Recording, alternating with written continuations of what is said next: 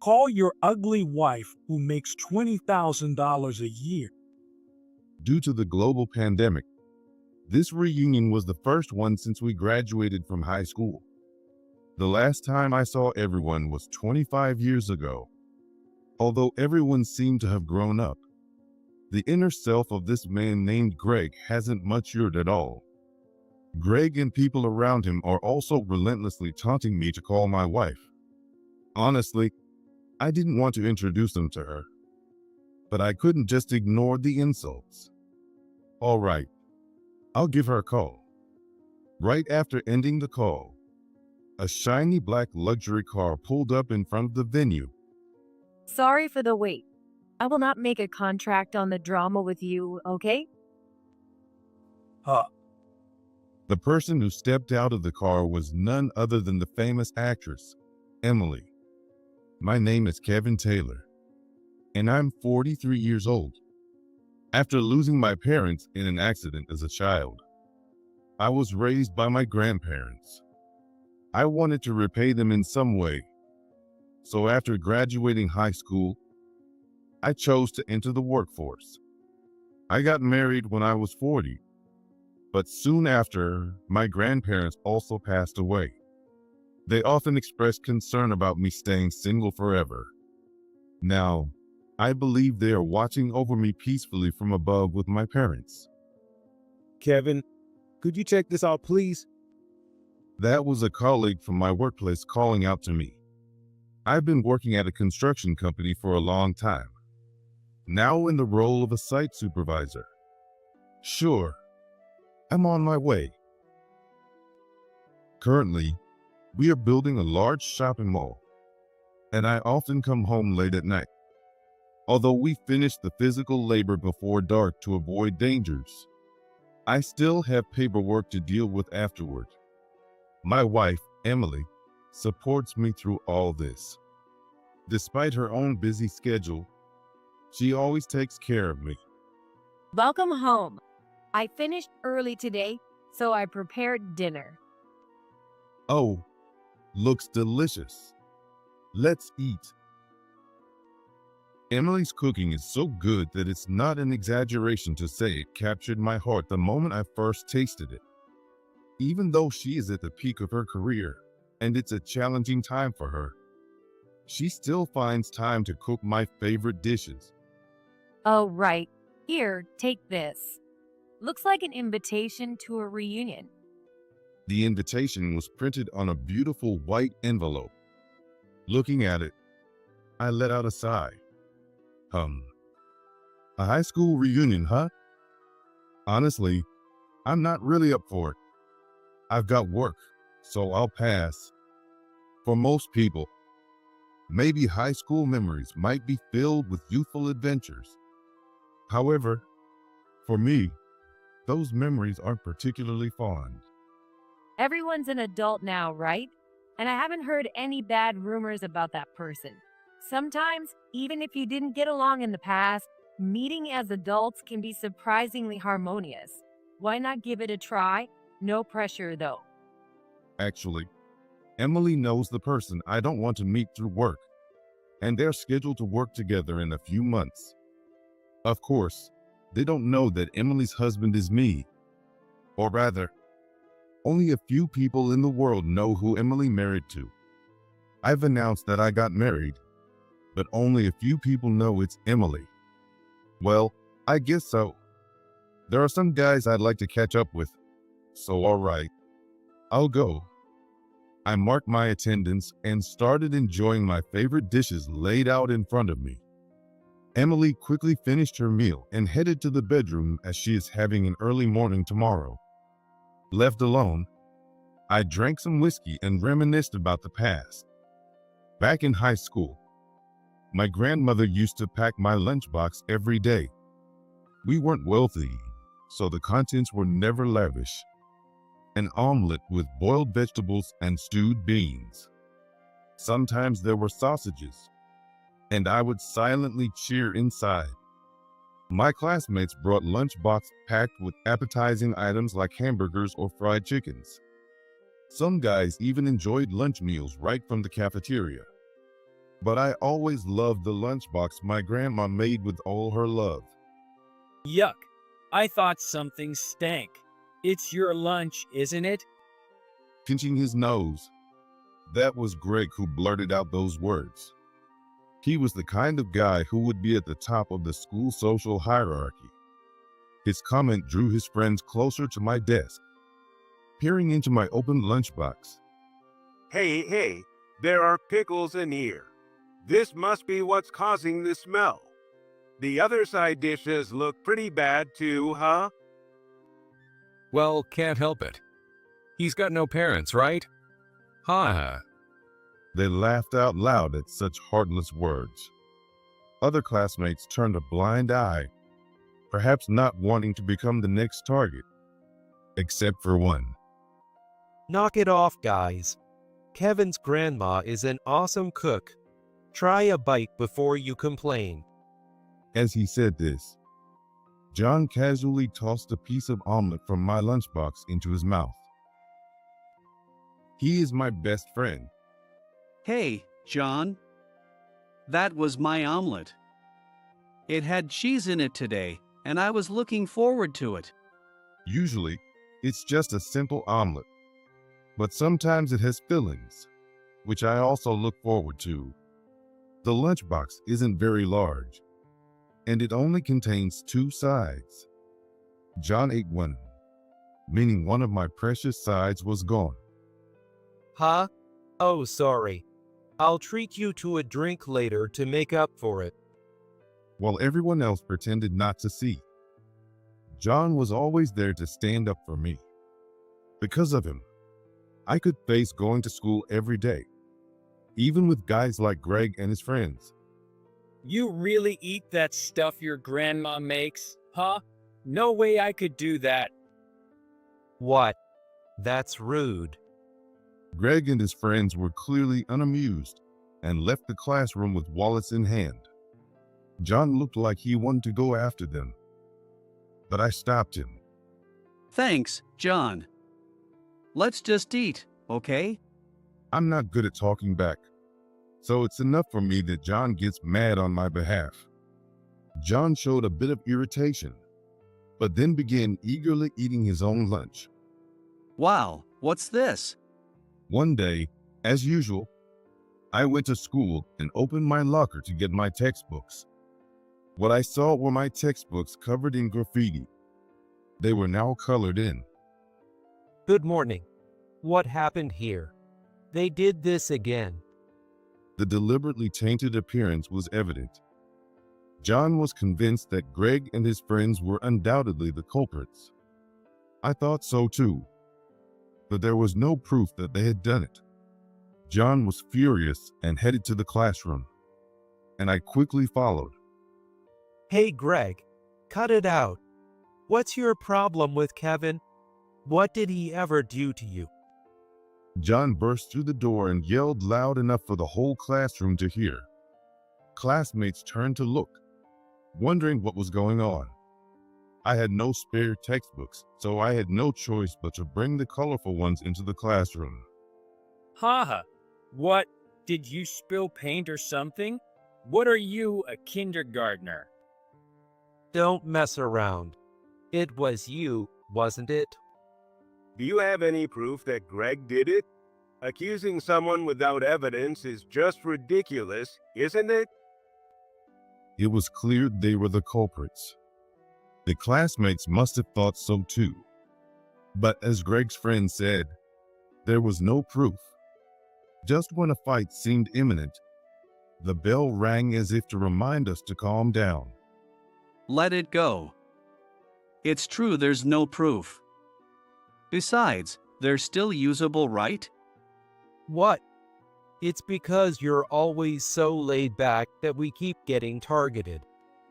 I wanted to keep things peaceful, also not to cause any trouble for my grandparents. So I never talked back, just waited for time to pass. Maybe it's because I lost my parents when I was young and lived life worried about what others thought. I think I can't bother anyone anymore. John must have sensed what was on my mind, because he looked me in the eye and sighed heavily. Thanks, John. I expressed my gratitude to him. That day, I took my indoor shoes home and tried to wash them in the bath, but they didn't come clean. I could buy them for just a few dollars, and they're not unusable, just a couple of years. I decided to keep using them for the rest of my high school life. And the next day, Good morning, John. What's that? as I ran into John by the lockers and looked down to my textbooks, I saw that his were even more colorful than mine. Ah, it's cool, right? I've been thinking, why be the same as everyone else when you can be unique? He said this with a smile as he headed to the classroom. He knew I wouldn't buy new books and would continue using them. I can't say how much his small acts of kindness have saved me over the years. Then came our senior year of high school. Everyone was in exam mode, but I never intended to go to college. While everyone else was spreading out their study guides, I was looking through job listings. What? You're planning on getting a job? Yeah, that's right. I don't really have anything I want to do, so I don't see the need to force myself to go to college. It's always better to go to college. That idea holds true no matter the era. Well, you're poor because you have no parents, and with no brains, you can't even get a scholarship, right? I had no comeback. It's true that I have no parents and that my family is poor. And as much as I dislike him, Greg is the second smartest in our class. His family is pretty wealthy, and it seems like he never has to struggle. It feels like God must hate me, seeing how different our lives are. Life's different for everyone, isn't it? There are plenty of successful people who didn't go to college. Successful, huh? I can't see this guy becoming successful. No way, no way. Success is more likely for Greg. He's just got a better foundation for life. Greg and his friends laughed uproariously, and I bit my lip and looked down. I'm honestly not interested in success or any of that. Just living a normal life is fine by me. At least for the future my parents never got to live. But I swore to myself that I'd prove them wrong someday, using this frustration as motivation. After graduating from high school, Greg went to a famous national university. His friends seemed to go to decent colleges too. Call me anytime if you need anything. I'll come back right away. No. It's not like you can come back right away. But I'll keep in touch once in a while. Let's both do our best. John also passed the entrance exams for a college out of state to pursue his dreams. Having been childhood friends, we had been together since kindergarten. I felt a mix of loneliness and a desire to support him.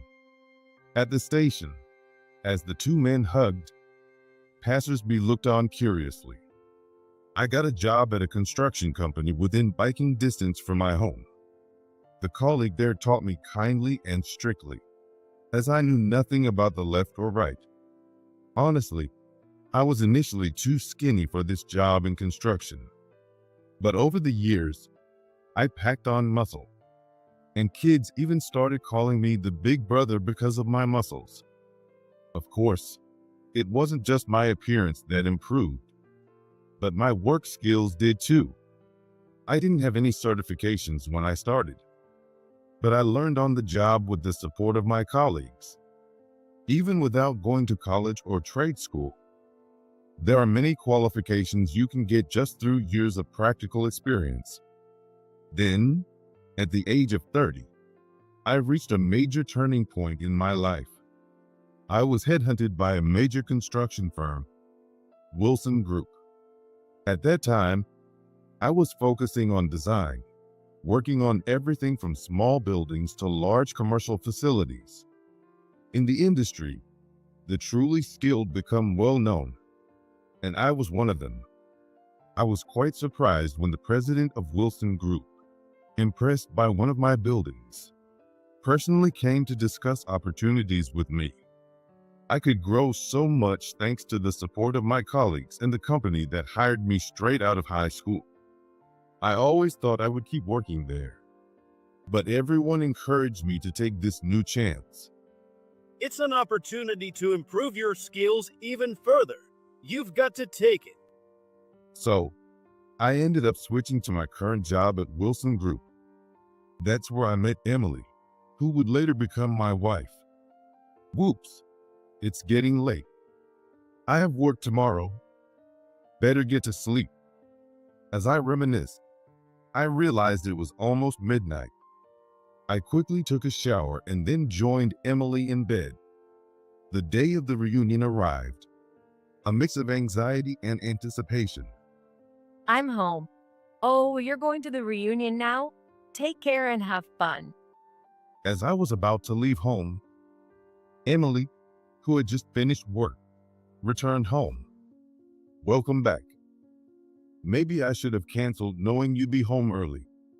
Just kidding. You're going to see your old best friend, right? Enjoy it. Call me if anything comes up. Yeah, I will. I checked my appearance in the hallway mirror, then headed to the venue where the reunion was being held. My high school was not very big, so it was the same faces for 3 years. Since not everyone could come, with about 30 people attending, the venue was a slightly spacious bar. I received a message that we had reserved the entire place. I guess this is the place. I arrived at the destination and looked around, but didn't see anyone who looked like a classmate. It was still 5 minutes early, so they might already be inside.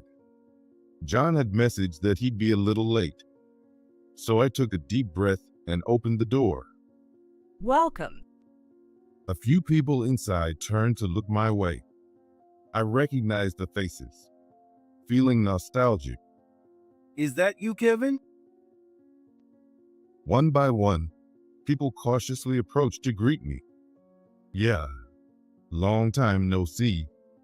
Back in high school, John was the only one who spoke up against the bullying from Greg. But that didn't mean others shunned me or joined in the harassment. They talked to me normally. If I were in their shoes, I doubt I could be as outspoken as John. Probably just trying to avoid becoming a target myself.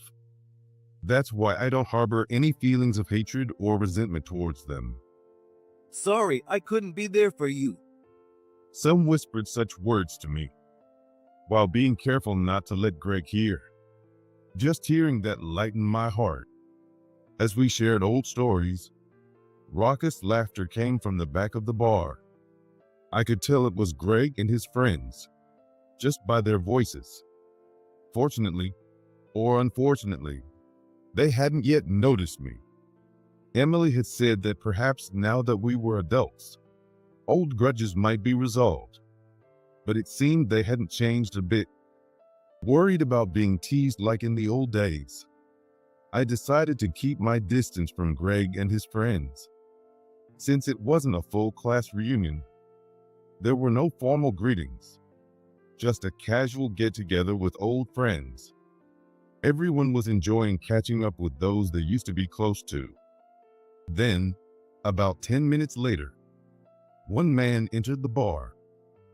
Kevin, long time no see. You haven't changed a bit. It was John, the friend I was most looking forward to seeing. Since graduating high school and moving out of state, we kept in touch. But this was actually the first time we'd seen each other since he left. John, it's been a long time since we met last time. I was so happy to see him that I spoke louder than intended. I realized my mistake too late. Attracted by my voice, Greg and his friends, who had been at the back of the bar, started coming our way.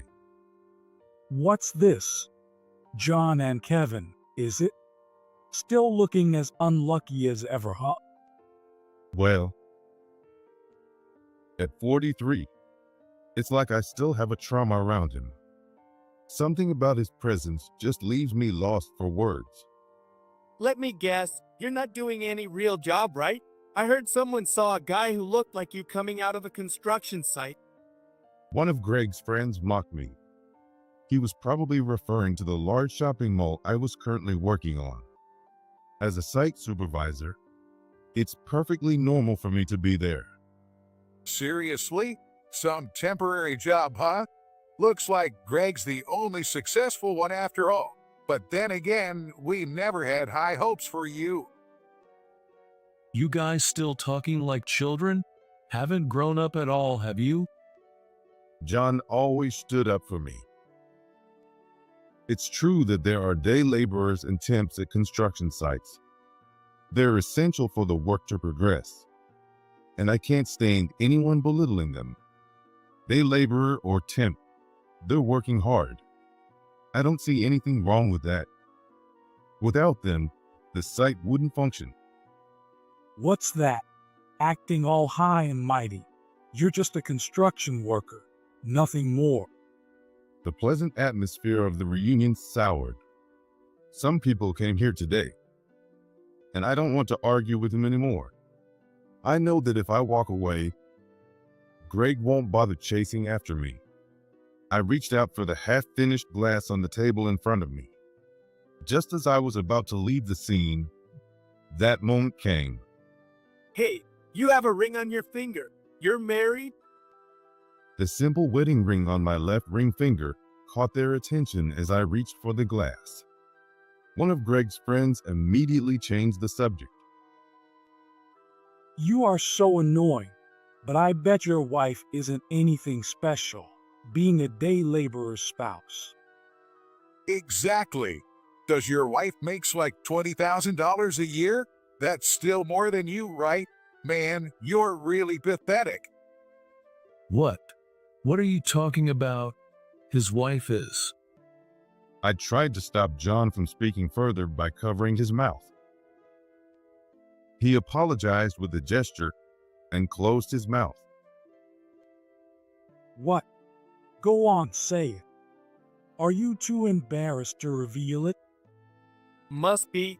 Probably some unattractive old lady, right? It's incredible how people can badmouth others just based on imagination. It feels like they've grown only in appearance, but regressed inside. I don't care what you say about me, but leave my wife out of it. I respect her. Well, you have to, don't you? Since she's making more than a day laborer like you. You'd be lost without her. They laughed crudely. I know all too well the efforts Emily has made to reach her current position. That's why I couldn't let this slide. In fact, I felt more anger towards them than I ever had before. Stop it. It's not about the money. She's a hard worker and a wonderful person. Since you say that, call that ugly wife of yours who makes $20,000 a year. Honestly, I didn't want to introduce her, but I couldn't just ignore the insults to Emily. All right, I'll give her a call. I stepped outside the bar and called Emily. What's up? Sorry, there's been a bit of a situation. Can you come here? Okay, I'll be there. Emily seemed to sense something was up and agreed without asking for details. Right after I hung up, a shiny black luxury car pulled up in front of the bar. What's the car? Greg and his friends were eagerly waiting at the entrance for Emily's arrival.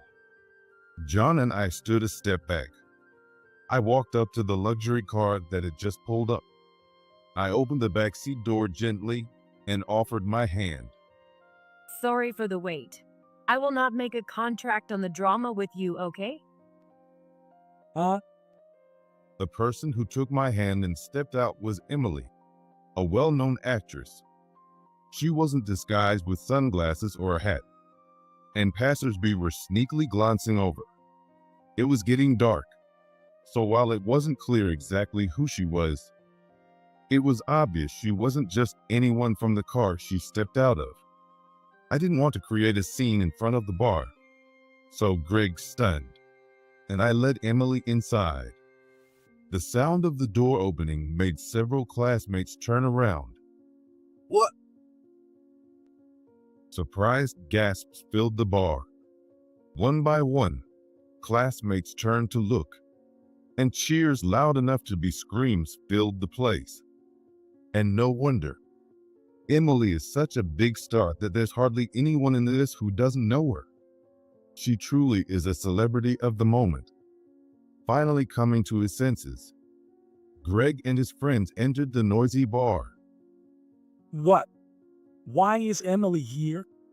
And what's with holding hands with Kevin? He seemed flustered, stuttering throughout his speech, which made me almost burst into laughter involuntarily. Her hand was still in mine as we walked in from the car. Wow, is this real? Emily is here. She's so petite. Did Greg invite her? You said she was a drinking buddy, right? His friends seemed to only see Emily, each blurting out their thoughts. But I've never heard that Greg and Emily were drinking buddies. Drinking buddies? Are you sure you're not mistaken? Greg and I only met for the first time last month. Greg actually got a job at a TV station after college. Now he's working as a producer on dramas and movies. I heard that he was involved in a drama scheduled to air next spring and had made a passionate offer, desperately wanting Emily to participate. I was quite surprised when I first heard the producer's name from Emily. Just shut up. But Kevin, you know Emily? Greg, looking bewildered, pushed his friends aside and questioned our relationship. Didn't you ask me to call my wife? Kevin and I are married, you know?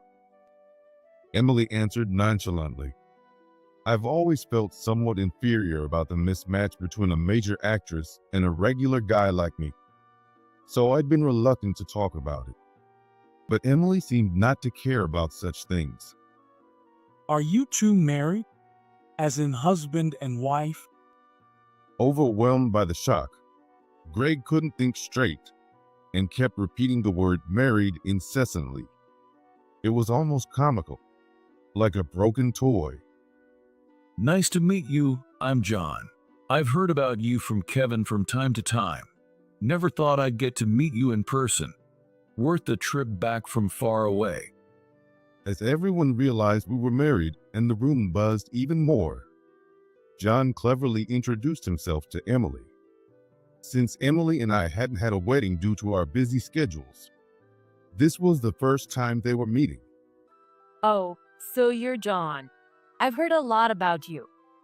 Emily perhaps used to be recognized as a famous actress like Emily on the streets, and causing a stir. It seemed to tune out the buzz as if it were just background music.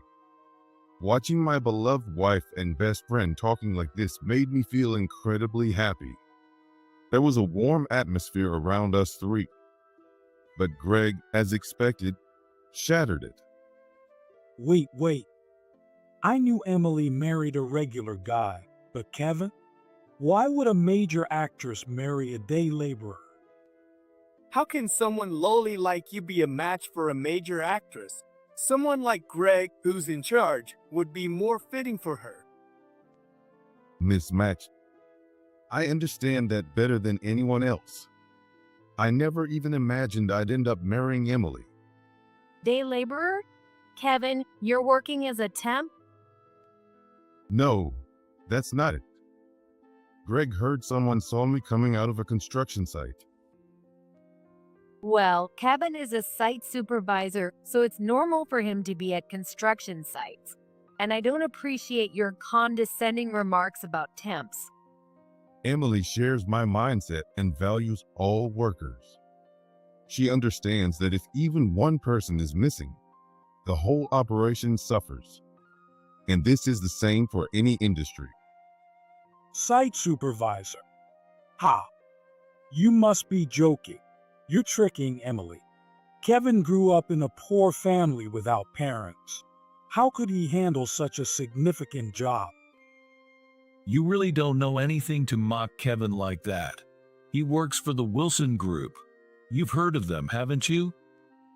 Wilson Group, isn't that Emily's family's company? The major construction company. When I switched jobs, it was the company of Wilson Group, which belongs to Emily's family. It was her father who tried to recruit me.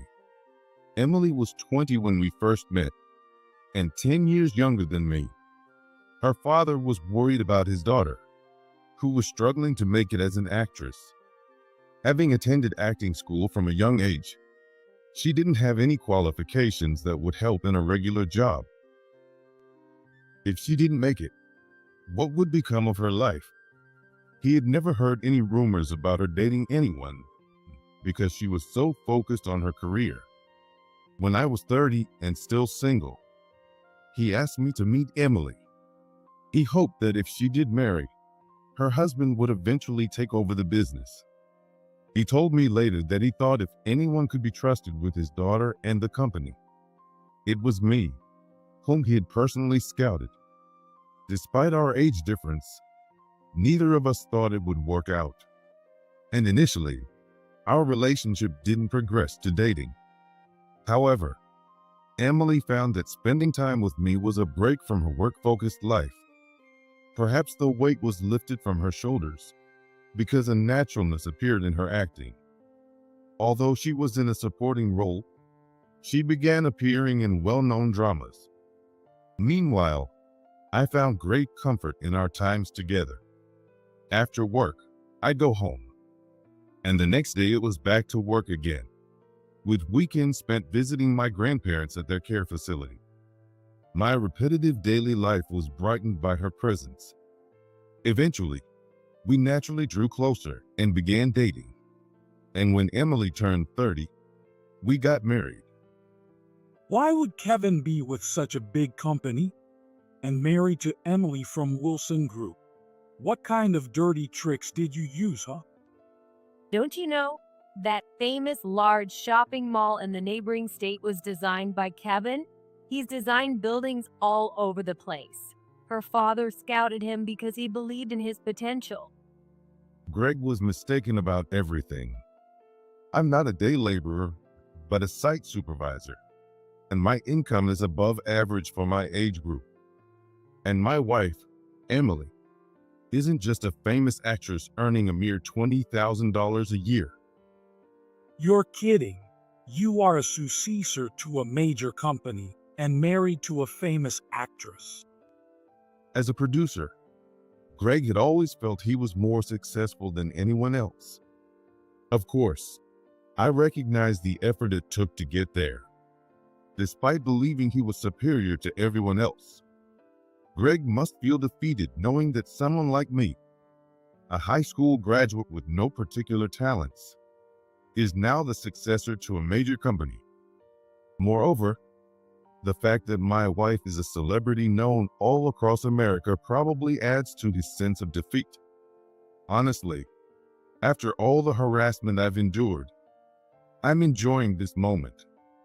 I'm proud of my life and success, though I don't boast about it openly. But it's clear that I wouldn't be where I am without the support of the people around me. I'm aware of your relationship with Kevin. I haven't heard any bad rumors about you in the industry, and I thought that as adults, you might be able to reconcile. I was looking forward to working with you. Reconcile? What do you mean? Didn't I say? No drama contract. I'm sorry, but I can't see myself wanting to work with someone who belittles others like you do.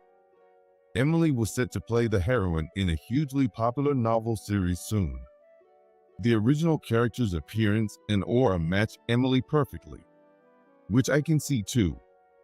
That's exactly why Greg must have been so eager to keep making her agree on contract offers. The rest of the cast was quite impressive too. Some had already started filming, and Emily was scheduled to start in a few days. Wait, please. To cancel the contract now. Filming has already started. A lot of money has been spent, all over something so trivial. You can't just do that. It may be my prerogative, but I believe starting filming under these circumstances wouldn't produce anything good. I'll explain to the other parties involved. What will you explain?